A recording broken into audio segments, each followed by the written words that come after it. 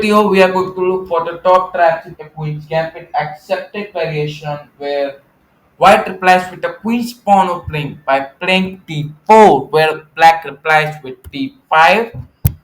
Now what you can do is you can begin with c4 beginning with the Queen's Gambit.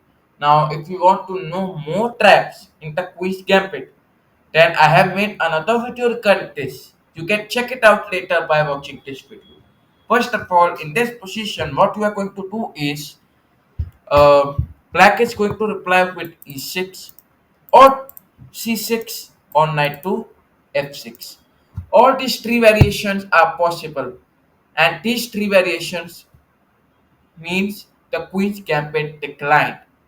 But in this video, we are going to look for Queen's Gambit accepted variation, where what is going to happen is that black is going to capture the pawn.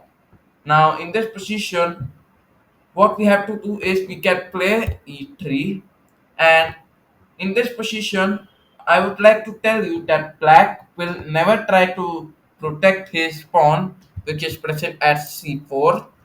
He is going to look for his development, and if you feel like that black doesn't look for development and tries something else like protecting the pawn by the bishop to e6 or by playing b5, then what you have to do is you can begin normally. Let us look for bishop to t6. Now don't need to worry. First of all, you can see that this bishop is protecting the pawn. What you can do is you can try queen over here, give a check, and later you can clap this pawn. But yes, this is one of the example of early queen attack. So it is never a good principle to bring out a queen early.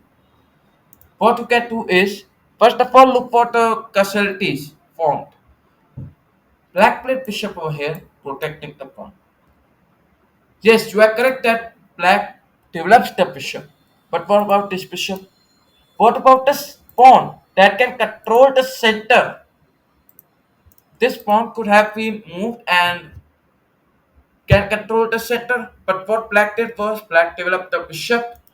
Also, black didn't make his bishop over here to be developed. Otherwise, if he tries something like e6, then he could have developed a bishop over a long open diagonal.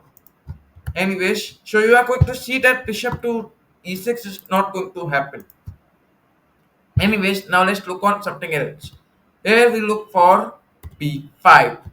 So in this b5 move, first of all you can see that it is protecting the pawn. What you can do is play a4, attacking the pawn. Now you can have many replies in this position. Let's look on easy variation. Here black plays a6. What you can do in this position? Well, capture the pawn. This is very easy. Since if black captures it, then you can easily capture the rook. So this means that black will resign the game. Also, you can understand that black is never going to capture the pawn. Black is not even going to play a6. Let us try to understand another variation. Now let us say if he plays c6. What you can do in this position? Don't worry, capture the pawn. Black captures it. Then what you can do is you don't need to develop the knight over here attacking this pawn.